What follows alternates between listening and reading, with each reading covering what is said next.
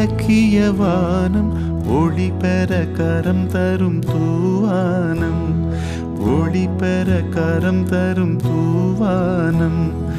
இனங்களாய் பிரிந்து நின்றது போதும், இலக்கியம் படைத்திட கை சேரும், கலை இலக்கியம் படைத்திட கை சேரும். எதிர்வரும் தடைகளை உடைப்போம், இனி ஒரு புது யுகம் படைப்போம்.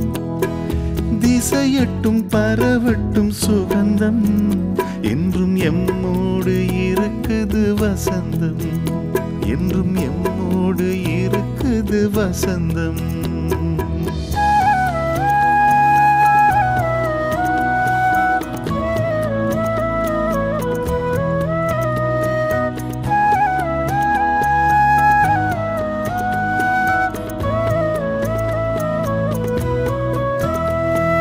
வார்த்தைகள் நடந்தால் வசனம், அது நடனமாடினால் கவிதை. வாழ்க்கையில் உனக்கென்ன தயக்கம், நீ உறுதி செய் உந்தன் மனதை. துளி துளியாய் நாம் இணைவோம், உலகம் வியந்திட சமுத்திரமாவோம். வலிகள் அனைத்தையும் மறப்போம், அட வழியாயில்லை துணிந்தால் ஜெயிப்போம். வழியாயில்லை துணிந்தால் ஜெயிப்போம். இலங்கையின் கலை இலக்கிய வானம் ஒளி பெற கரம் தரும் தூவானம், ஒளி பெற கரம் தரும் தூவானம்.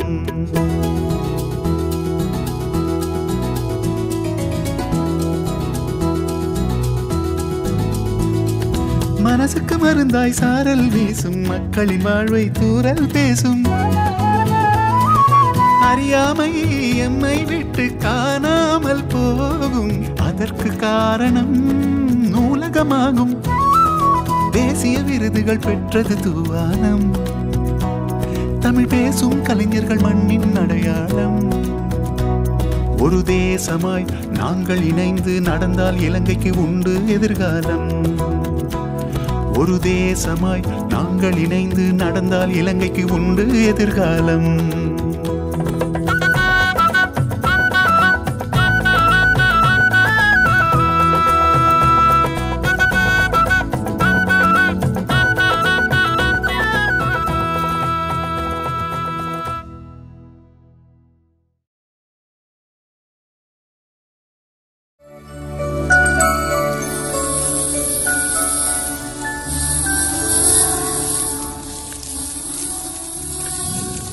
வணக்கம். தூவானம் உங்களை அன்போடு வரவேற்கிறது. தூவானம் தமிழ் தந்த அழகு பெயர், தமிழுக்கு அமுதென்று பெயர் இல்லையா? இந்த தமிழில் இல்லாதது என்ன, தமிழ் சொல்லாதது என்ன? ஆய கலைகள் 64 என்கிறோம். அதையும் விட இன்னும் இலக்கியங்கள் பார்த்தால் அது மிகப்பெரிய சமுத்திரமாக விரிந்து கிடக்கிறது. இத்தனையும் நாங்கள் கற்று தேர்ந்து விட முடியுமா? இல்லை. ஒவ்வொன்றிலும் ஒவ்வொரு துளி சுவைக்கத்தான் எங்களுக்கு நேரம் இருக்கிறதா, அறிவிருக்கிறதா என்றால் இல்லை. ஆனாலும் அவற்றை தேடி அவற்றிலிருந்து நாங்கள் அமுதத்தை அள்ளி பருகுகின்றோம். அப்படி பருகுகின்ற போது, அதன் துளிகள் சிதறுகின்ற போது அருகில் இருப்பவர்களும் அதை சுவைக்கிறார்கள். அத்தகு ஆர்வம் உள்ளவர்கள்தான் இலக்கிய கர்த்தாக்களும் கலைஞர்களும். அத்தகு கலைஞர்களையும் இலக்கிய கர்த்தாக்களையும் உங்களோடு இணைத்து கொள்ளும் தூவானத்திலே இன்று நாம் ஒரு அதிதியை சந்திக்க இருக்கிறோம். ஆம், கலைகள் இலக்கியங்கள் என்ற வரிசையிலே தன்னை இணைத்து கொண்டு தன்னுடைய பரப்பை விஸ்தீரணமாக்கி கொண்டு தானும் வளர்ந்து தன்னை சார்ந்தவர்களையும் வளர்க்க வேண்டும் என்கின்ற முனைப்போடு ஒரு ஆசிரியராக, ஒரு கவிஞராக, ஒரு இசை வல்லுநராக, இப்படி பல பரிமாணங்களை உள்ளடக்கிய அதிதிதான் இன்று எங்கள் நிகழ்ச்சியை சிறப்பிக்க வந்திருக்கும் அதிதி. வணக்கம். வணக்கம் அக்கா. திருமதி பிரணவன் அவர்களே, உங்களை சந்திப்பதில் மகிழ்ச்சி. முகநூல் பதிவாகட்டும், வேறு படைப்புகளாகட்டும், எல்லாவற்றிலும் உங்களுக்கென்று ஒரு தனி பாணியை, ஒரு தனி மெருகினை நீங்கள் அதிலே காட்டி வருகிறீர்கள்.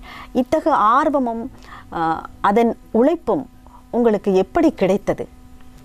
நிச்சயமாக ஒரு கலைஞனாக உங்களினுடைய அந்த ஆத்மார்த்தமான வினாக்கள் எவ்வாறு வளர்ந்து வந்தோம் என்று ஒரு இடத்தில் நின்று பார்க்கின்ற போதுதான் இவ்வாறு தான் வந்திருக்கின்றோம் என்று தெரிகின்றது. அந்த வகையில் ஒரு மனிதனாக பிறந்த போது இந்த பூமியிலே சந்தித்து கொள்கின்ற ஒவ்வொரு களங்களையும் சூழலையும் அவை மனதிலே தரக்கூடிய தாக்கத்தையும் அதன் பதிவாகவும் கலைகளில் இறக்கி வைக்கலாம். அந்த வகையிலே இறக்கி வைத்து நடந்து வந்து கொண்டிருக்கக்கூடிய அந்த பாதைகளை ஒரு தளமாக அந்த முகநூலில் பதிவிட்டு ஒருவேளை ஒரு காலத்தின் ஒரு கண்ணாடியாக கூட அது இருக்கலாம் என்று நம்புகின்ற போது உண்மையில் நாங்கள் வளர்ந்து வந்து கொண்டிருக்கின்ற பாதையை அதை அடையாளப்படுத்தக்கூடியதாக கூறிக்கொள்ளலாம் என்று நம்புகின்றேன். நிச்சயமாக அது மற்றவர்களை செம்மைப்படுத்தும்போது நம்மையும் பட்டை தீட்டிக்கொள்ள உதவியாக இருக்கும்.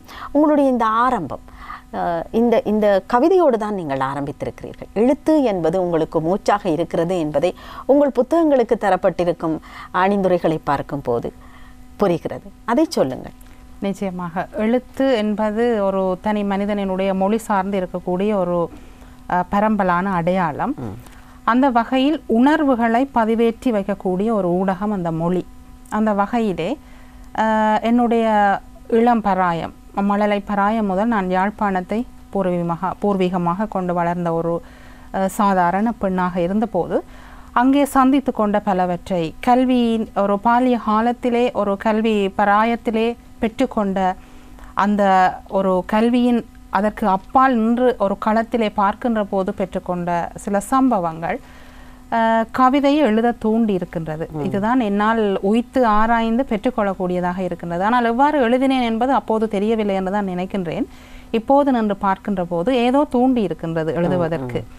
எழுதி அதில் சுகானுபவத்தை கண்ட போது இது ஒரு நல்ல ஆயுதம் என்று என்னுடைய ஆத்மா அதில் திருப்தி பட்டு கொண்டிருக்கின்றது.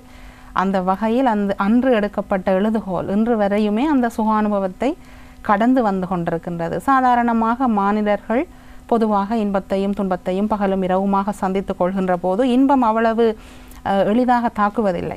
ஆனால் துன்பம் தாக்குகின்ற போது அதற்கு அங்கே ஒரு ஆயுதமாக இருக்கின்றது. அந்த வகையில் என்னுடைய பயணமும் இந்த கவிதை துறையில் எழுத்தோடு ஆரம்பித்திருக்கலாம் என்று நம்புகின்றேன். ஆமாம், நீங்கள் சொன்னது போல துன்பத்துக்கு ஒரு வடிகால் தேவைப்படுகின்ற போது அது எழுத்துரு பெற்று கவிதையாக வந்திருக்கிறது.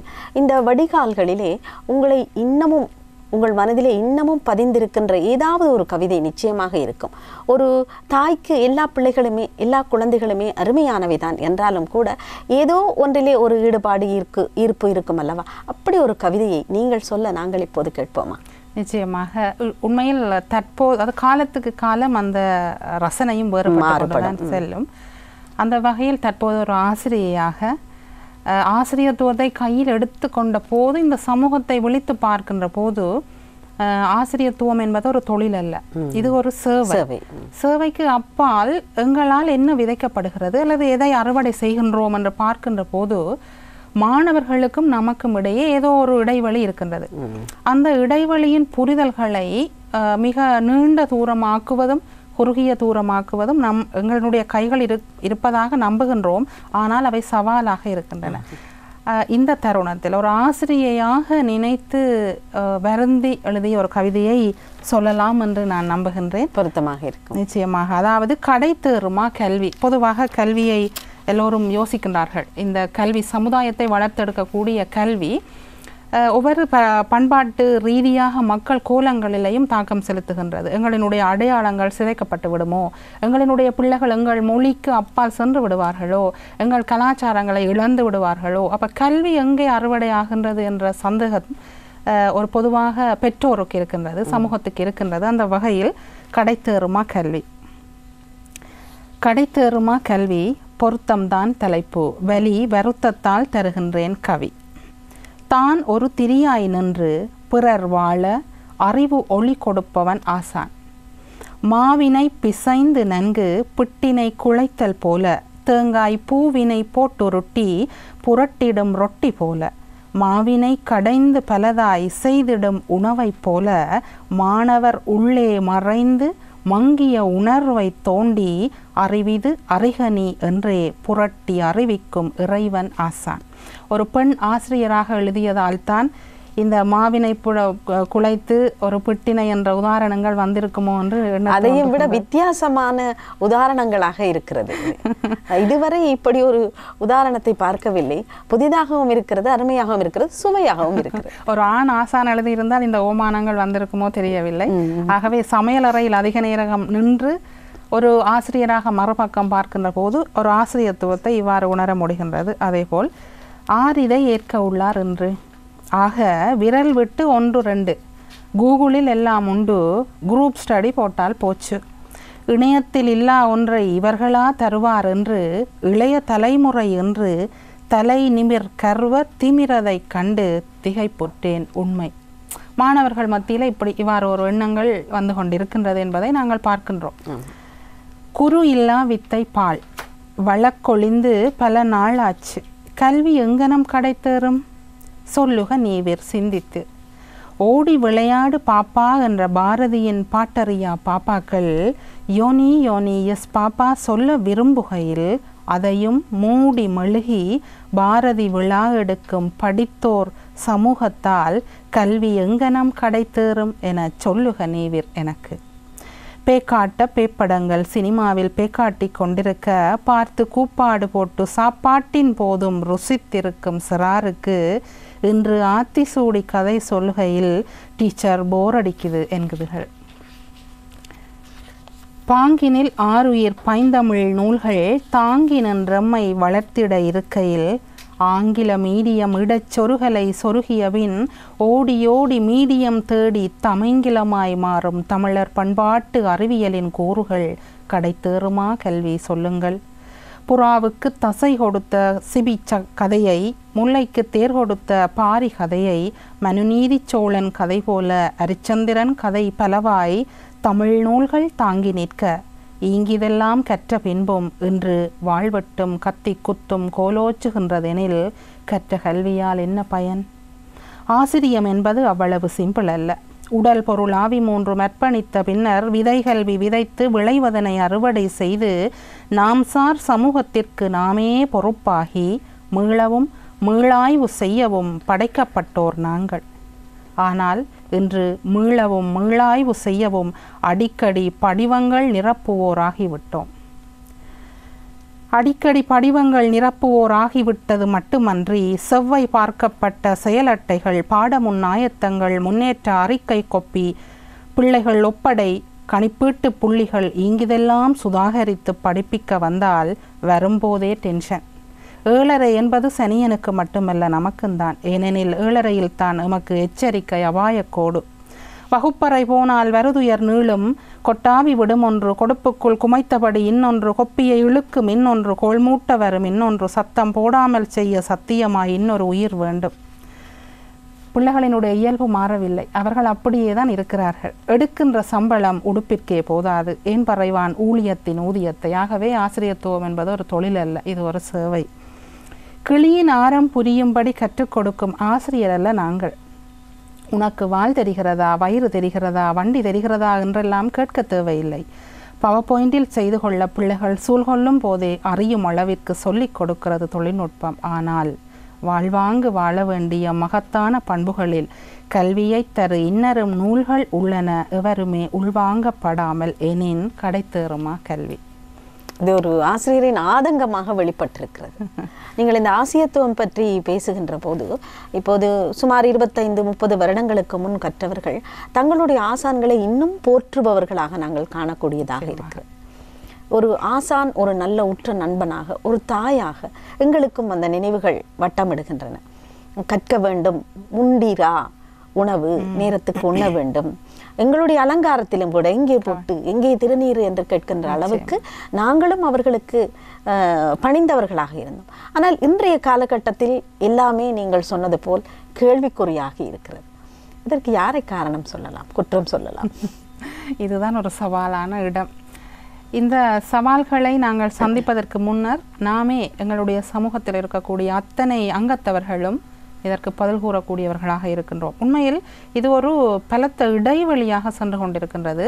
மாணவர்களை அறிவுக்கு கற்பிப்பதா அல்லது அவர்களினுடைய வாழ்க்கையில் தங்களினுடைய சாதாரண தேவைகளை சாதாரணமாக கடத்தி நகர்த்தி செல்வதற்கு அவர்களுக்கு தற்துணிவை உண்டாக்குவதா? இன்றைய காலத்தில் பார்த்தீர்கள் என்று சொன்னால் ஒரு தற்துணிவில்லாத ஒரு மாணவ சமுதாயம் ஒரு புறம் வந்து கொண்டிருக்கிறார்கள். ஒரு புறம் ஒரு உயர்நிலைக்கு வந்துவிட்டோம் என்பதன் பிறகும் அவர்களுக்கு ஒரு போதாமை மனப்பாங்குகள் இருக்கின்றன, அபகரிக்கக்கூடிய மனப்பாங்குகள். இது கற்றவர்களிடத்திலும் இன்றைக்கு நாங்கள் பார்க்கக்கூடிய நிலையை பார்க்கின்றோம் என்று சொன்னால், அந்த அடையாளத்தை ஒரு வரையறையை மீறிய ஒரு மக்கள் வளர்ச்சியை நாங்கள் கல்விக்குள் செலுத்திவிட்டோம். அந்த வாழ்வாங்கு வாழ வேண்டிய பண்புகளை நாங்கள் ஒவ்வொருவரும் இழந்து விட்டோம். அது பெற்றோராக இருக்கட்டும், ஆசிரியர்களாக இருக்கட்டும்.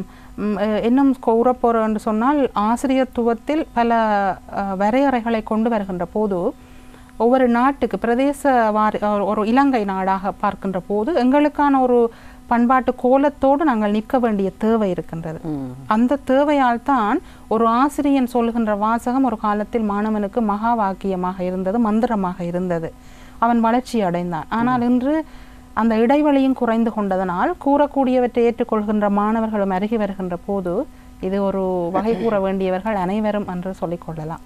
ஆமாம், இப்படி பல ஆசிரியர்களுக்கு ஆதங்கங்கள் இருக்கின்றன என்றாலும் கூட காலத்தோடு அதை வென்று வாழ முடியாத ஒரு தத்தளிப்பு நிலையில் தான் மனிதர்கள் எல்லா விதத்திலுமே இருந்து கொண்டிருக்கிறார்கள். நீங்கள் உங்களுடைய இந்த ஆதங்கங்களை கவிதைகளாக கொட்டி தீர்த்திருக்கிறீர்கள். சுமார் 4 புத்தகங்களை நீங்கள் வெளியிட்டிருக்கிறீர்கள். ஒன்று குமுறல், மற்றது மெய்வதை, பகிர்வு, நினைவுகளின் படையெடுப்பு. ஆமாம், இந்த 4. இது தவிர உங்களுடைய இந்த மாணவர் சார்ந்து அல்லது சமுதாயம் சார்ந்த உங்களுடைய அந்த ஈடுபாடு வேறு என்ன விதத்தில் வெளிப்படுகிறது? நீங்கள் ஏராளமான பட்டிமன்றங்கள் போன்றவற்றிலே கலந்து கொள்கிறீர்கள். வெளிநாடுகளிலும் கூட உங்களுக்கான இந்த தொடர்புகள் இருக்கின்றன. பல அமைப்புகளிலே நீங்கள் அங்கத்துவம் பெறுகிறீர்கள். உங்களுடைய அந்த அனுபவ பகிர்வை சொல்லுங்கள். உண்மையில் ஒரு மாணவ பருவத்திலிருந்து மிகவும் பல சவால்களை எதிர்கொண்ட ஒரு பட்டதாரி ஆசிரியராக வெளிவந்த ஒருத்தி. அந்த வகையிலே அந்த களங்களை இன்று மாணவர்கள் சந்தித்து கொள்ளவில்லை என்பது என்னுடைய ஒரு புற சிந்தனையாக இருந்தது. மாணவர்களுக்கு பல எங்களினுடைய முன்னோராக சொல்லப்பட்ட பல கதைகள் அல்லது பின்பற்றக்கூடிய முன்னுதாரண சம்பவங்கள் பல அவர்களுக்கு தெரியவில்லை. அவற்றின் வரி வடிவங்களாக இருக்கக்கூடிய கதாபிரசங்கம், வில்லிசை, குறிப்பாக மரபு நாடகங்கள், இவை யாவுமே அறிந்திராத ஒரு பராயத்தினராக மாணவர்கள் வருகிறார்கள் என்று எண்ணிய போது இவர்களின் ஊடாக ஏதாவது ஆற்றுகை செய்ய வேண்டும் என்ற ஒரு வகை பங்காக மாணவர்களுக்கு என்னுடைய ஒரு கலைக்கூடம், தேஜஸ்வர் ஆலயா கலைக்கூடத்தின் ஊடாக அவர்களுக்கு பண்ணிசை, வாய்ப்பாடு, வீணை வாத்தியம், அதே போல் வில்லிசை, நாடகமும் அரங்கியலும், சந்தர்ப்பம் ஏற்படுகின்ற போது கவிதை போன்ற வகைகளை சந்தர்ப்பத்தின் ஊடாக அவர்களை ஒரு புறம் வளர்த்து வருகின்றேன். இந்த வளர்ச்சியின் களத்திலே பலருடைய அறிமுகங்கள் சாதாரணமாக இயல்பாக அமைந்து கொண்டது. அவற்றின் ஊடாக மாணவர்களினுடைய அந்த செம்மை பாங்கினை அவர்கள் ஒரே வகையான பண்பாட்டு கோலங்களோடு அங்கே ஆற்றுகை செய்கின்ற அந்த நிலை கோலங்களை பார்வையிட்ட அந்த ஆற்றுகையின் தருணத்தில் அவர்களால் பார்க்கப்பட்ட அந்த பார்வையாளர்கள் ஒரு முன்னுதாரணமான ஒரு தன்மையை பாராட்டுகின்ற போது இந்த படியிலிருந்து இன்னும் மேலே படிகளில் ஏற வேண்டும் என்ற வேட்கை எனக்கும் என்னுடைய மாணவர்களுக்கும் இயல்பாக ஏற்பட்டு கொண்டது. இந்த வளர்ச்சியின் போக்காக இந்த பயணங்கள் நீண்டு கொண்டே செல்கின்றன. பயணங்கள் முடியாது. இந்த ஆத்மா இருக்கும் வரை அந்த பயணம் தொடர்ந்து இந்த பூமியிலே என்னத்தை விட்டு செல்கின்றோம் என்ற அடையாளத்தை காணுகின்ற வரைக்கும் இந்த பயணம் தொடரும் என்று நம்புகின்றேன். நிச்சயமாக வெற்றி பயணமாக அது தொடர வேண்டும். நேர்களே, தூவானம் நிகழ்ச்சியிலே நாங்கள் ஆசிரியர், கவிஞர், ஒரு நுண்கலை கலைஞர் என பல பரிமாணங்களை கொண்ட திருமதி சுபாஷினி பிரணவன் அவர்களோடு உரையாடி கொண்டிருக்கிறோம். எங்களுடைய அதிதி, தூவானத்தின் இன்றைய அதிதி கவிஞர் மட்டுமல்ல, அவர் ஒரு நுண்கலை ஆசிரியர், இன்னும் பட்டதாரி, இப்படி பல பரிமாணங்களை கலை இலக்கியத்தின் ஊடாக வெளிப்படுத்தி கொண்டிருக்கும் திருமதி சுபாஷினி பிரணவன் அவர்கள். சுபாஷினி பிரணவன் அவர்களே, உங்களுடைய பயணம் வெற்றி பயணமாக அமைய வேண்டும் என்பது எல்லோருடைய விருப்பமும். ஏனென்றால் இப்படி உந்துதலோடு, இப்படி ஒரு வேட்கையோடு இருப்பவர்கள் அரிது என்றுதான் கூற வேண்டும். ஏனென்றால் தங்களுக்குள் இருக்கின்ற அந்த திறமைகளை வெளிக்கொணர்வது என்பது வேறு. இல்லாத ஒன்றை உருவகித்து அப்படி இருப்பதாக இப்போது செயற்படுபவர்கள் நிறைய பேரை நாங்கள் கண்டிருக்கிறோம். சில சந்தர்ப்பங்களில் அது மனக்கிலேசத்தையும் கவலையையும் தருவதாக இருக்கிறது. இப்படியான சந்தர்ப்பங்கள் உங்களுக்கும் ஏற்பட்டிருக்கும். அதாவது ஒரு சிறந்த விடயத்தை அதற்கு உரிய ஒருவர் வெளிப்படுத்தாமல் தனித்து நிற்கின்ற போது அது பற்றியே அறியாத ஒருவர் அதை பற்றி சிலாகித்து பேசுவது, இப்படியான சந்தர்ப்பம் இது காலத்தின் கொடுமையா அல்லது காலத்தின் சூழலா? நிச்சயமாக நல்ல ஒரு வினாவை தொடுத்திருக்கின்றீர்கள். ஒரு அனுபவத்தின் பாதி வயதில் நிற்கக்கூடியவளாக இதற்கு பதில் சொல்வது சிரமமாக இருக்கும். இருந்தாலும் நீங்கள் கூறுவது முற்றுமுழுதான ஒரு சமுதாயத்தின் கண்ணோட்டத்தில் யதார்த்தமான ஒரு சத்தியமான ஒரு வினா என்று சொல்லலாம். எப்போதுமே எல்லா வகையிலையும் கலைஞனாக மட்டுமன்றி எல்லா வகையிலுமே இந்த போலியாக இருக்கக்கூடியவை வென்று விடுவதாக காண்பிக்கக்கூடிய அந்த காணல் நீராக எல்லா துறைகளிலுமே நாங்கள் பார்த்து கொண்டு வரலாம். அந்த வகையிலே ஒரு கலைஞராக என்று பார்க்கின்ற போது அளவுகோல் என்பது ஒரு மனிதனுக்கு முதல் அளவிட தெரிய வேண்டும். நான் இது குறித்து ஒரு கவிதை எழுதியிருந்தேன். தன்னுடைய கால் செருப்பு தனக்கு முதல் அளவு தெரிய வேண்டும். அதற்கு பின் தான் அடுத்தவனுடைய கால் செருப்பு பற்றி நான் கருதலாம் அல்லது பார்க்கலாம். இவ்வாறு இந்த அளவுகோலை ஏற்றுக்கொள்வதற்கு அல்லது இந்த அளவுகோல் தேவைதானா என்பதற்கு தயங்குகின்ற மனிதர்கள் வளர்ந்து வருகிறார்கள், வளர்க்கப்பட்டு வருகிறார்கள். இதை கேள்வி கேட்க தவறிய ஒரு வகை ஒரு சாராரான கூட்டம் ஒரு முற்பகுதியான காலத்தில் எழுந்துவிட்டது. கேட்பதற்கு கேள்விகளை தொடுக்கின்றவர்களை மட்டம் தட்டக்கூடிய சமுதாயம் வளர்ந்து இன்று அவை கிளை பரப்பி மேலே வளர்வதாக நாங்கள் பார்க்கின்றோம். ஆனால் ஆழமும் அகலமுமானவை, அதாவது நிறைகுடங்கள் எப்போதும் நிறைகுடமாகத்தான் இருக்கும். என்ன விடயம் இதில் பார்க்கலாம் என்று சொன்னால் அவர்களினுடைய அடையாளங்கள் இந்த பரந்த பூமியிலே சென்றடையக்கூடிய சாத்தியம் குறைவாக சென்று கொண்டிருக்கின்றது. இது உண்மையில் மிக வருந்த வேண்டிய ஒரு சம்பவமாக இருக்கின்றது. நாங்களும் இதை சந்தித்து கொண்டிருக்கின்றோம். என்னுடைய வயதின் ஏற்கனவே கூறியதைப் போல என்னுடைய வயதின் அதாவது அனுபவத்தினுடைய பாதியில் நான் நிற்கின்ற போது இதை கூறுவதற்கோ அல்லது அபிப்பிராயங்களை ஒரு சிலாவகித்து கதைப்பதற்கோ இன்னும் பக்குவ நிலை வேண்டும் என்று நம்பிக்கொண்டு காலத்தை இன்னும் எதிர்பார்க்கின்றேன். இதேபோல் ஒரு பழுத்த பழமாக சமூகத்திலே நிறைய ஏராளம் பேர் இருக்கிறார்கள். அவர்களினுடைய மனங்களில் இவையெல்லாம் ஒரு தீக்காயமாக கூட இருக்கும். அந்த நிறை குடமாக இருப்பவர்கள் அவர்கள் நிறைகுடம்தான், ஆனால் அந்த அடையாளப்படுத்தாமல் இன்று இவ்வாறு கவிதைகளில் கூட பல பிரச்சனைகள் சர்ச்சைகள் வந்து கொண்டிருக்கின்றன. நவீனத்துவம் கருதக்கூடியவர்கள் பழமையவாதிகளை பழமையாக கருதி அவர்களை ஓரங்கட்ட நினைக்கிறார்கள் என்பது உண்மை. ஆனால் அந்த பழமையில் இருக்கக்கூடிய செழுமையை நாங்கள் வெளியே எடுத்து காலத்திலே வாழுகின்ற ஒவ்வொருத்தரும் அதன் அடையாளத்தை காத்திரத்தை நியாயப்படுத்த வேண்டிய தேவை இருக்கின்றது. அதை நியாயப்படுத்துகின்ற போது இந்த காத்திரமானதும் காத்திரமல்லாததும் துல்லியமாக புலப்படும். இந்த நியாயப்படுத்தலை கூறும் கவிதை ஒன்று உங்கள் வாயிலாக ரசிக்க ஆவலாக இருக்கிறோம்.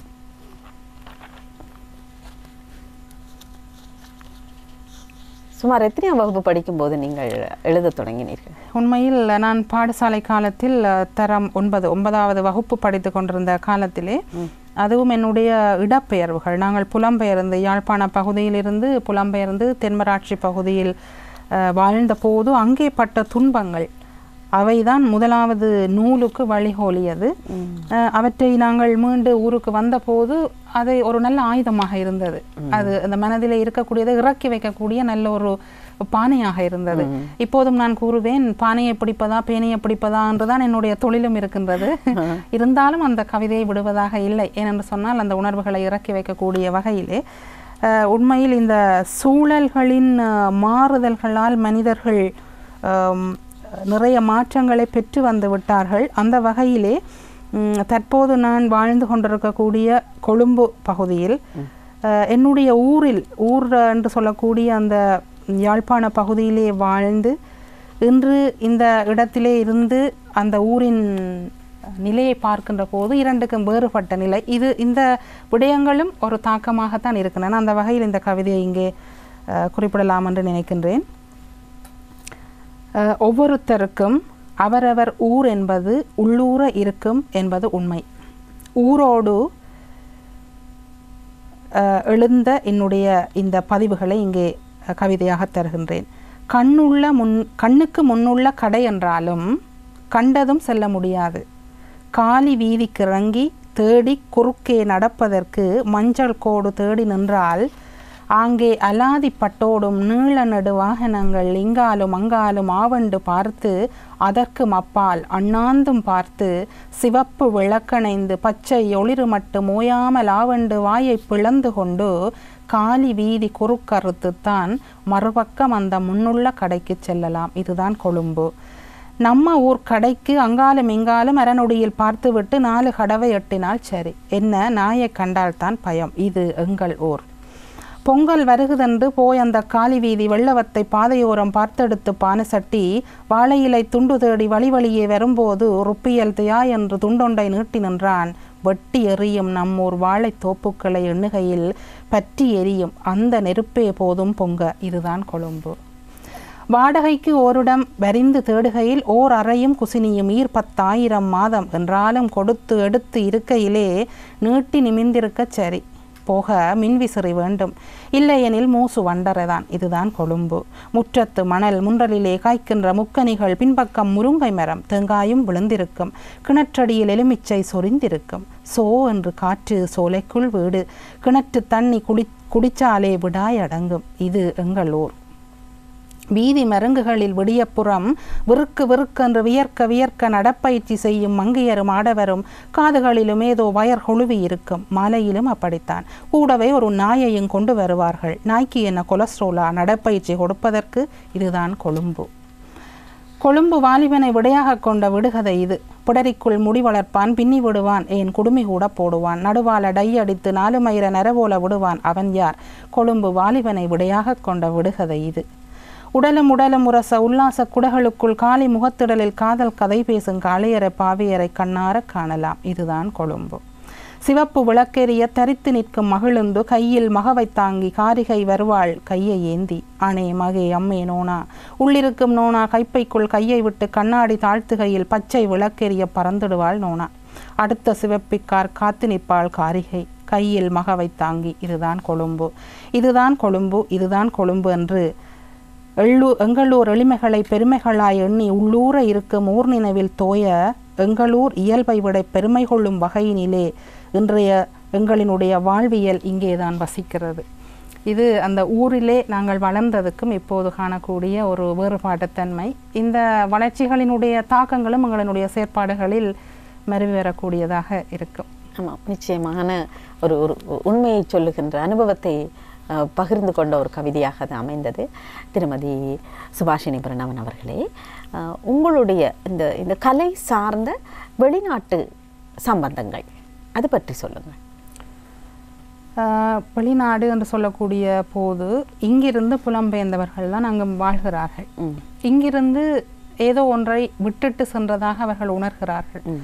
அதேபோல் அந்த அந்த உணர்வுகளை அவர்களினுடைய தொடர்புகள் கிடைத்த போது நாங்கள் பெற்றுக்கொண்ட போதுதான் புலம்பெயர்ந்து இருக்கக்கூடியவர்களினுடைய ஆதங்கங்களும் இந்த வாழ்வியலில் தங்கி நிற்கின்றது, சொருகி நிற்கின்றது என்பதை உணர்கின்றோம்.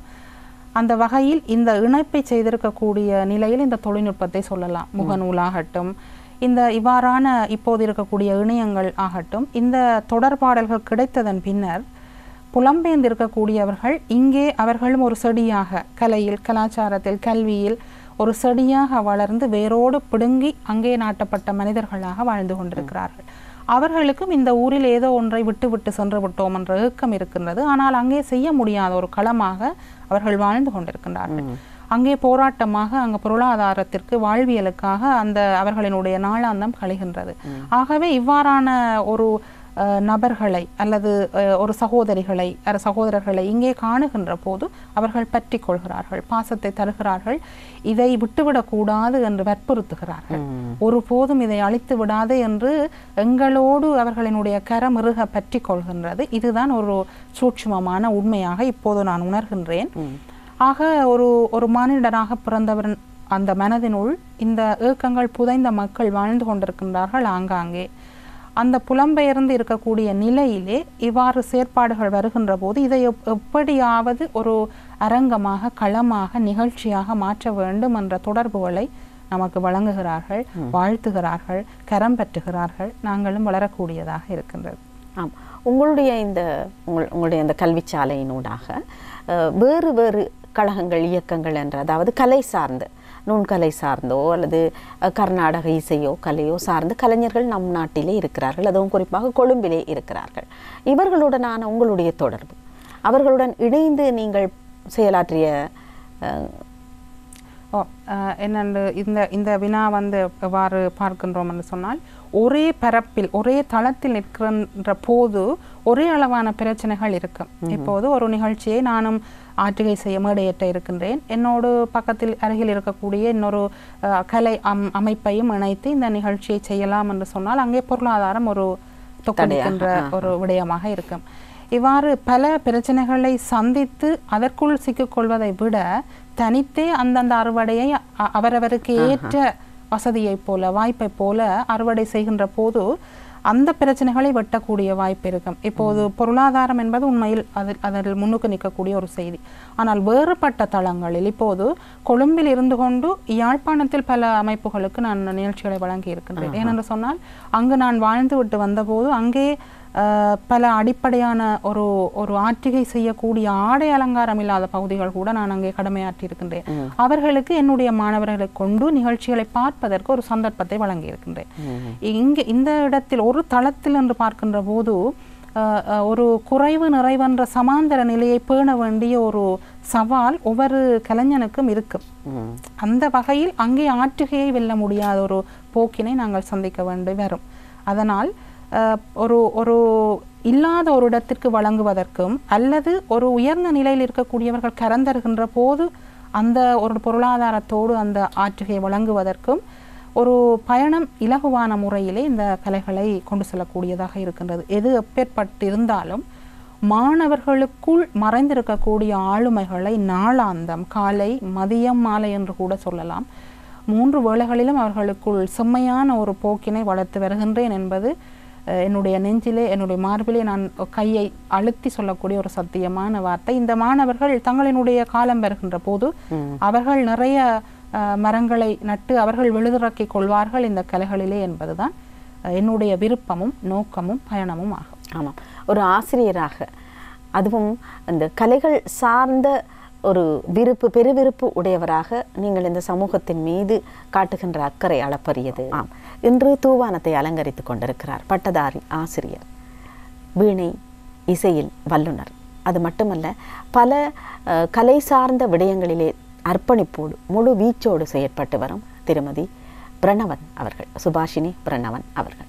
சுபாஷினி பிரணவன் அவர்கள், உங்களுடைய மாணவர்கள், ஒவ்வொரு ஆசிரியருக்கும் அந்த மாணவர்கள் எல்லாமே தன்னுடைய குழந்தைகள் என்றாலும் கூட தனக்கென்று ஒரு குடும்பம், ஒரு கட்டுக்கோப்பு அவை இருக்கிறது. அது எந்த அளவுக்கு ஒத்துழைக்கிறதோ அது உங்களுடைய வெற்றிக்கும் ஒரு காரணமாக இருக்கும் இல்லையா? உங்கள் குடும்பம், ஆரம்பத்தில் உங்கள் பெற்றோர், அதை தொடர்ந்து உங்கள் கணவர், அதே போல் உங்களுடைய பிள்ளைகள், உங்களுடைய மாணவர்கள் உங்களுடைய பிள்ளைகளாக இருந்தாலும் கூட உங்களுடைய பிள்ளை என்கின்ற ரீதியிலே உங்களுக்கு இன்னும் ஒரு மகத்தான கனவு இருக்கும். எனவே உங்கள் குடும்பம் பற்றி, உங்கள் குடும்பத்தில் இந்த கலை மீது உள்ள ஆர்வம் பற்றி சொல்லுங்கள். நிச்சயமாக என்னுடைய குடும்பம் என்று பார்க்கின்ற போது, நான் எவ்வாறு வளர்க்கப்பட்டேன் என்று நினைக்கின்ற போது, நானே ஒரு திரியாக என்னுடைய விளக்கிற்கு நானே எண்ணெய் ஊற்றி என்னுடைய திரியை நானே தீண்டி சுடர் விட செய்து கொண்டு வருகின்றேன் என்றுதான் நான் நம்புகின்றேன். ஏனென்று சொன்னால், சாதாரணமான ஒரு குடும்பம் யாழ்ப்பாணத்திலே. என்னுடைய தந்தையார் தற்போது அமரராகிவிட்டார். அவர் இளைப்பாறிய போலீஸ் உத்தியோகத்தராக கடமையாற்றியவர். தாயார் இல்லத்தரசி. இவர்கள் வாழ்ந்து கொண்டிருந்த காலத்தில் இந்த கலையில் ஒரு மகளை சாதனை காண்பிக்க வேண்டும் என்ற வேட்கை அவர்களுக்கு ஒரு நோக்காக இருக்கவில்லை. ஒரு கற்றறிந்த ஒரு மகளாக, நற்பண்புடைய ஒரு மகளாக வளர்த்தெடுக்க வேண்டும் என்ற போக்கு அந்த அதாவது யுத்த காலத்தில் நான் வாழ்ந்து கொண்ட ஒரு கல்வி பராயத்தை முடித்து பட்டப்படிப்பையும் நிறைவு செய்த ஒரு மாணவியாக கூறுகின்றேன். ஆகையினால் அவர்களுக்குள் கலையை வளர்த்தெடுக்கக்கூடிய, கலையிலே கரை காண்ட வேண்டிய ஒரு மகளாக அவர்கள் என்னை பார்க்கவில்லை. சாதாரணமாக கல்வியே ஒரு சவால் தான். அதிகமான பொழுதுகள் எங்களுக்குள் பதுங்கு குழிகளுக்குள் தான் நான் என்னுடைய பாடப்புட்பரப்புகளை மனனம் செய்தது நினைவில் இருக்கின்றது. இந்த மின்சாரங்கள் எல்லாம் எங்களுக்கு அப்போது இல்லை. இப்போது நாங்கள் இதை பெரிதாக நினைத்து கொள்கின்றோம். மின்சாரம் இல்லாத காலப்பகுதிகளில் தான் என்னுடைய காப்போத சாதாரண தரம் மற்றும் உயர்தரம் கூட நிறைவேறப்பட்ட ஒரு காலம். இந்த காலத்திலே கலை ரீதியாக என்னை யாரும் வளர்க்கவில்லை, குறிப்பாக நானே வளர்ந்தேன் என்பது இலவே கூறப்பட்ட விடயம். அந்த வகையில் ஒரு நகைச்சுவையாக நான் இப்போதும் என்னுடைய தாயாரிடம் இதை கூறுவதுண்டு. 9வது வகுப்பு படித்து கொண்டிருந்த போது எனக்கு குறிப்பாக யுனெஸ்கோவால் நடத்தப்பட்ட கவிதை போட்டியில் 1ஆம் இடத்தை பெற்றுக்கொண்ட ஒரு மிகப்பெரிய சான்றிதழ் தான் என்னை இன்னும் உத்வேகப்படுத்தியது. அதற்கு பின்னர் எனக்கு நாளாந்தம் கவிதை எழுதுவது ஒரு விதமான தாகம். அதை எழுதினால்தான் தூக்கம் வரும் என்ற ஒரு போக்கை நான் எனக்குள்ளே வளர்த்து கொண்டேன். என்னுடைய தாயார் இதற்கு மிகவும் எதிரான பார்வையிலே பார்ப்பார்.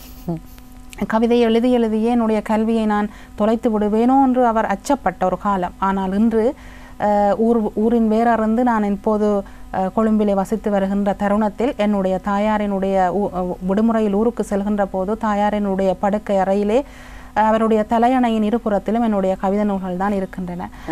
அந்த வகையிலே உண்மையில் எழுதுகின்ற போது 9வது வகுப்பு 10வது வகுப்புகள் படிக்கின்ற போதெல்லாம் கவிதையா எழுதுகிறா என்று அச்சத்தோடு என்னுடைய தாயார் வந்து என்னை பரிசோதனை செய்வார் என்று கூறலாம். அந்த வகையிலே கவிதை எழுத தொடங்கினேன்.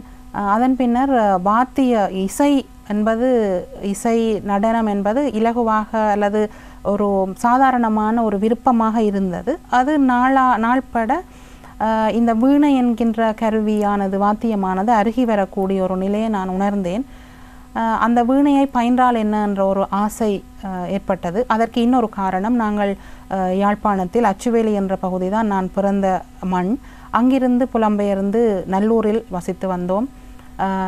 யாழ்ப்பாணம் சுண்டுக்குளி மகளிர் கல்லூரியில் நான் கல்வி கற்றுக்கொண்டிருந்த காலத்தில் நாங்கள் புலம்பெயர்ந்து வந்து வசித்த வீட்டு அந்த உரிமையாளர்களிடம் வீணை வீட்டில் இருப்பதை பார்த்ததிலிருந்து எனக்கு அந்த வீணையை நானும் பயில வேண்டும் என்ற ஒரு தூண்டுதலும் ஏற்பட்டது. அதன் காரணமாக வீணையை பயின்றேன்.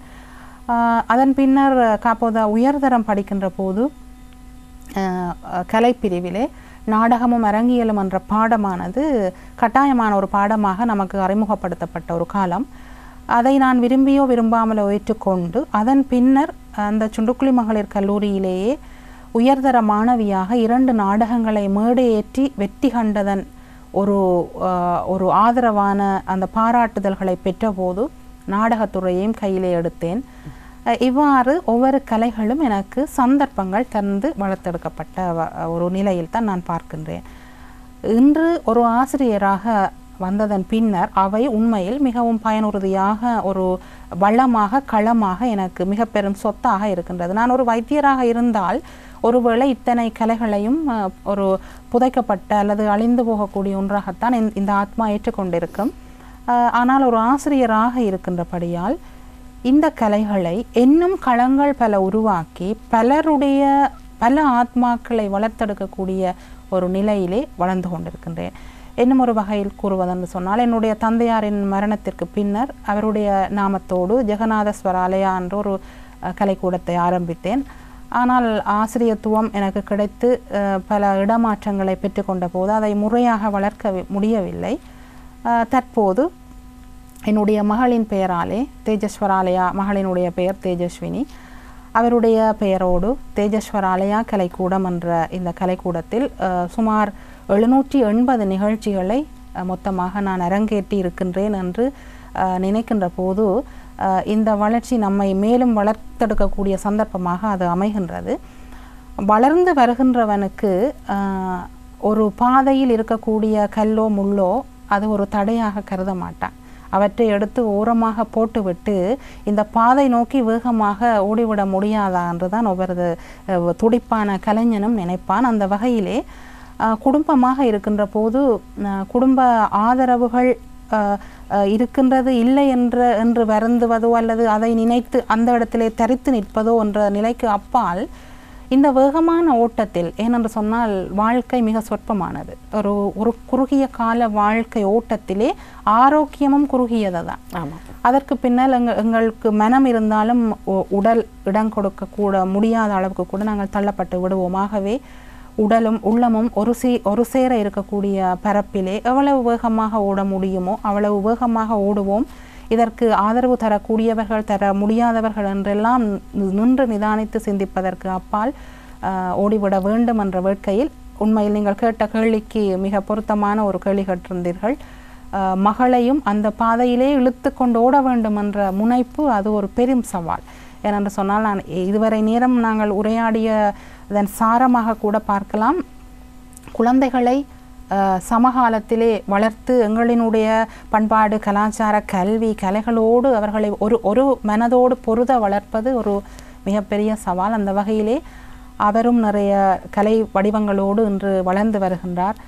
நடனம், பரதம், கவிதை, வாய்ப்பாட்டு, வீணை போன்ற இன்னொரு கலை அம்சங்களோடு என்னை விட முந்தி அவர் சென்று விடுவார் என்ற ஒரு நம்பிக்கை இருக்கின்றது. இந்த வகையிலே மகள், இந்த குடும்பம், இதற்கு அப்பால் என்னுடைய கலைக்கூடத்தில் பயில்கின்ற குழந்தைகள், அவர்கள் உண்மையில் என்னுடைய வீட்டு பிள்ளைகளைப் போல வீட்டிலே அதிக நேரம் செலவிடுவார்கள்.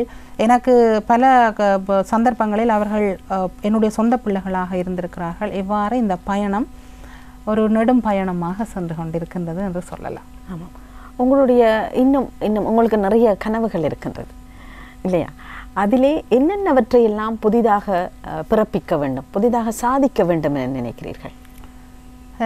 உண்மையில் பல அம்சங்களில் நவீனத்துவத்தை பலர் விரும்புகிறார்கள். ஆனால் எனக்கு ஏதோ அந்த பழமையானவை தொலைந்து போகாத வகையிலே அவற்றை பற்றி கொண்டு அதற்கு ஒரு புது வடிவம் கொடுத்து இந்த பிள்ளைகளிடம், இப்போது எங்கள் கைகளில் தரப்பட்ட இந்த குழந்தைகளுக்கு எப்படியாவது அதை புகட்டிவிட வேண்டும், ஊட்டிவிட வேண்டும் என்பது என்னுடைய முதலாவது பெரிய ஒரு வேட்கை என்று சொல்லலாம். அதே சமயத்தில் ஒரு கவிதையாக எடுத்துக்கொண்டால் கூட நவீன கவிதைகளை எழுதக்கூடிய பிள்ளைகள் இருக்கின்ற போது அவர்களுக்கு மரபு தெரிய வேண்டும் என்பது என்னுடைய ஒரு ஆசை. அவர்களுக்கு ஏன் தெரிவதால் என்ன நட்டத்தை அவர்கள் அனுபவிக்க போகிறார்கள்? ஆகவே அவர்களுக்கு மரபும் தெரிய வேண்டும். அதேபோல் இப்போ பாடசாலையில் இருக்கின்ற போதே மாணவர்களுக்கு திருக்குறளை பிரதி செய்வதே ஒரு சலிப்பான விடயம்தான். அந்த நாட்டத்தை உண்டு பண்ண வேணும். இவ்வாறு நாங்கள் எங்களுக்கு முன்னர் இருக்கக்கூடியதும் நாங்கள் அறிந்து கொள்ள வேண்டும். காலத்திற்கு ஏற்ப அவற்றை மாற்றிக்கொள்ள வேண்டும். புதுமைகளை அவற்றின் ஊடாக படைக்க வேண்டும் என்பது ஒரு சிறந்த ஒரு முதன்மையான வேட்கையாக இருக்கின்றது. சரி, இவ்வளவு சாதித்திருக்கிறீர்கள், இன்னும் சாதிக்க வேண்டும் என்கின்ற முனைப்போடு உழைக்கிறீர்கள். உங்களுக்கு கிடைத்த பாராட்டுகள், பரிசுகள், விருதுகள் பற்றியும் கட்டாயம் நாங்கள் பேச வேண்டும். நிச்சயமாக. முதலாவதாக கூறுவதென்று சொன்னால், சாதனை பெண் விருது 2019 கிடைத்த மிகப்பெரிய விருதாக கருதுகின்றேன். ஒரு பெண்ணை பாராட்டுவது என்பது, அல்லது பெண்ணாக இருக்கக்கூடியவள் வளர்வது என்பது ஒரு சிரமம் மிகுந்த பாதையாகத்தான் நான் பார்க்கின்றேன். அவ்வாறு பார்க்கின்ற போது அதை சாதனையாக பார்த்து, சாதனை பெண்ணாக பார்த்து அதற்கு ஒரு விருது தந்த அந்த விருது எனக்கு மிகவும் ஒரு உத்வேகத்தை தந்த முதலாவது விருது. இரண்டாவது விருது கலைஞான சுடர் என்ற விருது. இந்த பெயரில் ஒரு விருப்பம் எனக்கு ஏற்பட்டது. அந்த விருது வழங்கப்பட்டதன் பின்னர் அதன் வழங்கப்பட்ட காலத்தை அண்டிய பகுதிகளில் எல்லோரும் அந்த பெயரோடு என்னை அழைத்தார்கள். அது விரும்பப்பட்ட பெயராக இருந்தது அந்த விருது. கலைஞான சுடர், உண்மை கவி விருது, பல கவியரங்கங்களில் அந்த பாராட்டு, சிறந்த கவிதைகளை படைத்தமைக்காக அந்த விருதுகள் கிடைத்திருக்கின்றன. புது யுக கவி, உண்மை கவி, இந்த கவியரங்குகளில் கிடைத்த கவிதைகள் என்பது உண்மையில் அதுவும் ஒரு பலத்த சவால்களை எதிர்கொண்ட பல கவிஞர்களுக்கு முன்னால் நின்று அந்த விண்ணப்பங்களை, சமர்ப்பணங்களை செய்து பெற்றுக்கொண்ட ஒரு விருதுகளாக அதையும் ஒரு மனமுவந்த நிலையிலே இங்கே பகிர விரும்புகின்றேன். இதற்கு அப்பால் இந்தியாவில் அனைத்துலக பெண்கள் அமைப்பினால் அதுவும் ஒரு நடிகை மனோரமா விருது என்ற விருது. இந்த ஒவ்வொரு விருதையும் நான் நினைப்பேன், ஒவ்வொரு துறையில் எனக்கு ஒரு அடையாளப்படுத்தக்கூடிய நிலையிலே நடிகை மனோரமா விருது என்பது சினிமா துறையில் ஒருவேளை சந்தர்ப்பம் கிடைக்கக்கூடிய வாய்ப்பு இருக்கலாம். ஆனால் ஈழத்திலே சாதாரண மேடை நாடகங்களை மேடையேற்றி கொண்டிருக்கக்கூடிய ஒரு நாடக நெறியாளராக நின்று பார்க்கின்ற போது அந்த விருது உண்மையில் எனக்கு மிக ஒரு மகிழ்வான ஒரு விருது, நடிகை மனோரமா விருது. இதே போல் இன்னும் கூறிக்கொண்டே செல்லலாம் விருதுகள். இந்த விருதுகள் என்பது உண்மையில் பகிரக்கூடிய நிலை என்ற விடயத்திற்கு அப்பால் இவை ஒவ்வொன்றும் மருந்துகள். நமக்கு தரக்கூடிய, ஆங்கிலத்தில் கூறுவதென்று சொன்னால் டானிக் என்று சொல்லலாம். அந்த ஒவ்வொரு விருதுகளும் அவ்வாறு தான் எங்களுக்கு இருந்து எங்களுடைய வளர்ச்சிக்கு அது ஒரு நல்ல மருந்தாக இருந்து அணி செய்கின்றன என்று கூறலாம். சவால்கள் என்று அடிக்கடி கூறினீர்கள். அப்படி நீங்கள் முகம் கொடுத்த மறக்க முடியாத பெரிய சவால், நீங்கள் வெற்றி கொண்ட சவால் பகிர்ந்து கொள்ள விரும்புகிறீர்களா? நிச்சயமாக பகிர்ந்து கொள்வதற்கு பல சவால்கள் இருக்கின்றன. அதில் 1, 2 என்று தேடி பொறுக்கி கூறுவதற்கு விட தேடி கூறுவதை விட பொதுவாகவே கூறிவிடலாம். பொதுவாக சொல்வார்கள், வளர்ச்சி என்ற போக்கு இருந்தால் அதற்கு ஒரு சாதாரணமாக வளர்ந்துவிட முடியாது. இப்போ ஒரு தாவரத்தை பார்த்தால் அதற்கு சூரிய ஒளி தேவை. சூரிய ஒளி இல்லை என்றால் அது வாடிவிடும். தண்ணீர் தேவை, நல்ல வளமான மண் வேணும். இவ்வாறு ஒரு மரத்துக்கே செடிக்கே அந்த நிலை என்று சொன்னால் ஒரு மனிதனுக்கு எல்லாமே சவால் தான். இந்த சவால் என்ற சொல் அதற்கு முதல் நாங்கள் எதிர்கொள்கின்றவற்றை பிரச்சனை என்ற பதத்தை சுருக்கி சவாலாக நாங்கள் அதை சமாளித்து அந்த சொல்லையும் பாவிக்கின்றோம் என்று கூறலாம். இந்த நிலையை நான் ஆண் பெண்ணாக பார்க்கின்றேன். ஏனென்று சொன்னால் ஆண்கள் இப்போது நாங்கள் பார்த்துக்கொள்ளலாம், ஒரு அலுவலகத்துக்கு ஆணும் வாரார், அல்லது ஒரு பாடசாலைக்கு ஒரு ஆண் ஆசிரியரும் வாரார், பெண் ஆசிரியரும் வாரார்கள். வீட்டுக்கும் ஒரே நேரத்தில் போகிறார்கள். வருகின்ற போது தன்னுடைய பிள்ளைகளுக்கு தேவையான உணவு முதற்கொண்டு, அல்லது வீட்டுக்கு தேவையான உணவு முதற்கொண்டு, வீட்டை பூட்டுகின்றது முதற்கொண்டு கடமைகளை அதிகம் செய்பவள் ஆனா பெண்ணா என்று பார்த்தால் பெண் தான். அதேபோல் பாடசாலை சம நேரத்தில் தான் விடுகின்றது. பாடசாலை விட்டு வீட்டுக்கு சென்றதன் பின்னரும் இந்த துணிமணிகளை ஒரு புறம் வைத்துவிட்டு பிள்ளைகளினுடைய கல்வி, பிள்ளைகளினுடைய உணவு, கணவனுடைய உணவு, வயது போன வயோதிபங்களினுடைய உணவு, இவ்வாறு இந்த உணவு, வீட்டுக்கு வரக்கூடிய விருந்தினர்கள், இந்த எல்லா காரியங்களிலும் அதிக வகைபங்கு ஆற்றக்கூடியவள் பெண். இப்போது பார்க்கின்ற போது ஆண் கலைஞனை விட பெண் ஒரு கலைஞன் என்ற சொல்ல பொது பதம்தான். அதில் பால் நிலையில் பார்க்கின்ற போது பெண் எதிர்கொள்கின்ற ஒரு இடம் அங்கே பிரச்சனை தான். ஆனால் எந்த பெண்ணும் அதிலே நின்று விடுவதில்லை. அதெல்லாம் வெட்டி சுதாகரித்து தான் அவள் மேலே வருகின்றாள். நிச்சயமாக இதே போலே ஒரு பாதுகாப்பு ரீதியாக பார்க்கின்ற போது ஆண் வேணும் நினைத்தால் எங்கேயுமே எளிதில் சென்று வந்து வென்று விடலாம். ஆனால் பெண்ணாக இருக்கின்ற போது பல இதில் கூற முடியாத விடயங்கள் இருந்தாலும் பல சம்பவங்களை அவர்கள் சந்திக்க நேரிடுகின்றது. அவற்றிற்கு சூழ்நிலை, வார்த்தைகள், அவர்களுடைய ஆளுமை எல்லாம் அங்கே ஆயுதமாக வேணும். அதற்கு அங்கே ஒரு நல்ல புத்தி வேணும்.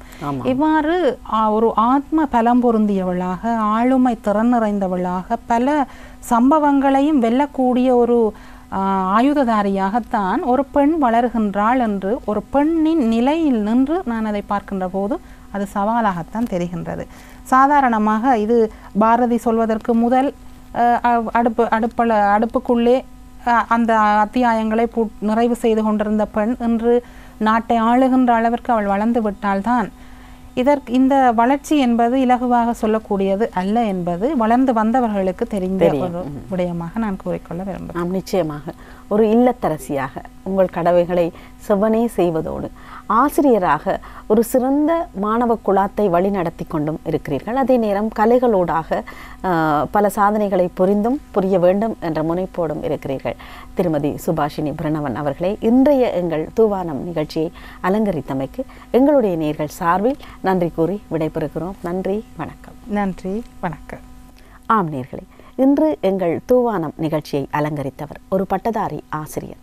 கலைகளினூடே நல்லதொரு மாணவ சமுதாயத்தை கட்டியெழுப்ப வேண்டும் என்கின்ற முனைப்போடு செயல்பட்டு வரும் ஒருவர். அவரை நாங்கள் இன்று சந்தித்து விடைபெறுகிறோம். மீண்டும் இன்னும் ஒரு கலைஞரோடு உங்களை சந்திப்போம். நன்றி, வணக்கம்.